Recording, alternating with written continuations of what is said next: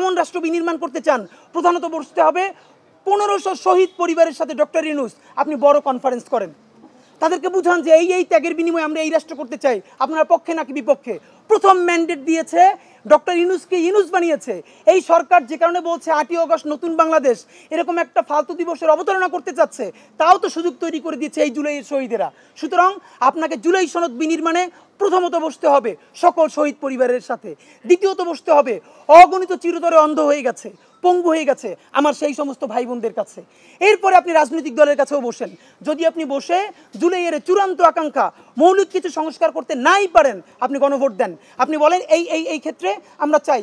জনগণ যদি আপনাকে বলে ঠিক আছে সংস্কার করেন, আপনি করবেন। জনগণই যদি আপনাকে বলে না সংস্কার লাগবে না, তাহলে আমরা সেটা চাই না। এখানেও একটা সমস্যা আছে, আপনাকে বলি, বাংলাদেশের জনগণ দুধে দেওয়া ফেরেশতা না। এই জনগণের মধ্যে আমার বাপ মা ভাই বোন সবাই আছে, আপনারা জানেন। এরপরও বলি, গত 15 বছরে কিন্তু স্থানীয় সরকার নির্বাচন হয়েছে অনেক জায়গায়, এবং সেটা মোটামুটি অনেক জায়গায় প্রতিদ্বন্দ্বিতাপূর্ণ হয়েছে, কারণ আওয়ামী লীগের প্রতিদ্বন্দ্বী ছিল। আমি নিজে সাক্ষী, বাংলাদেশের জনগণ কোরআন শরীফের উপর থেকে, জনগণ বলতে সবার কথা বলছি না, একটা শ্রেণী, এবং তারাও কোটি কোটি ভোটার, তারা আগের রাতে মেম্বারের কাছ থেকে, চেয়ারম্যানের কাছ থেকে ভোট বিক্রি করার জন্য টাকা নেয়। এক পরিবারে 5 জন ভোটার থাকলে 3-5 15,000 বা 20,000 বা 25,000 রাত 2টার সময় ডিল করে। তো এখন তো জানে সবাই সবার কাছ থেকে টাকা খাবে, কে কারে ভোট দিবে বুঝবে কেমনে?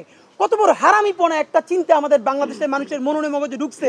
আপনি চিন্তা করেন কি করা হয়েছে। কোরআন শরীফের উপরে টাকা রাখা হয় যে তুমি কত হাজার হলে 5টা ভোট দিবা, 20,000। এরপরে গভীর রাতে কোরআন শরীফের উপরে সেই 20,000 টাকা রাখে, তারপরে সেই টাকাটা নেয়। এর মানে এইরকম হারাম বদমাইশি কাজেরও সাক্ষী রাখে সে কোরআন শরীফ, বাঙালি মুসলমানের মন। কিন্তু কিছু করার নাই। এইটাকেই আমাদেরকে একটা দীর্ঘ লড়াইয়ের মধ্য দিয়ে, কালচারালি দীর্ঘ লড়াইয়ের মধ্য দিয়ে আমাদেরকে সততার দিকে যেতে হবে, এই জনগণের প্রতি আস্থা রাখতে হবে। সুতরাং আমরা কালার এক্সপার্ট, জর্জ স্যাপ এবং মাইল্ড অন হ্যান্ডস টেকনোলজি সমৃদ্ধ অরিক্স ক্রিস্টাল ওয়াশ আপনার লন্ড্রি এক্সপার্ট। সর্বশেষ বলতে চাই, এই জুলাই সনদ ঘোষণা নিয়ে আপনাকে চূড়ান্ত কথা বলতে হবে।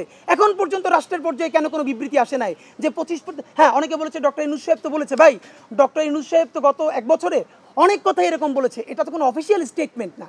আপনি অফিসিয়ালি বলেছেন 30 কার্য দিবসের মধ্যে দিবেন, পারেন নাই। আপনি আরেকটা অফিসিয়াল স্টেটমেন্ট দেন, আমরা একটু টাইম নিচ্ছি, 15 দিন বা 20 দিন।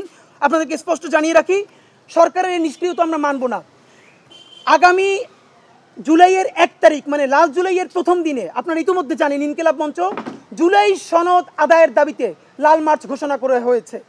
শাহবাগ জাতীয় জাদুঘরের সামনে থেকে বিকেল 4টায় মানিক মিয়া এভিনিউয়ে, এইখানে ছাত্র জনতা মানিক মিয়া এভিনিউয়ে রওনা করবে জুলাই সনদ আদায়ের দাবিতে। শুধু এটুকুন বলে রাখি, এই ছাত্র জনতা যে আসবে এবং তারা যে মার্চ করা শুরু করবে, তারা কি ওইখানেই প্রোগ্রাম শেষ করবে, নাকি তারা জুলাই সনদ হাতে নিয়ে তারপরে বাড়িতে ফিরবে? প্রয়োজনে সেই পর্যন্ত তারা রাস্তায় অবস্থান করবে, এই সিদ্ধান্ত ইনকিলাব মঞ্চের নয়।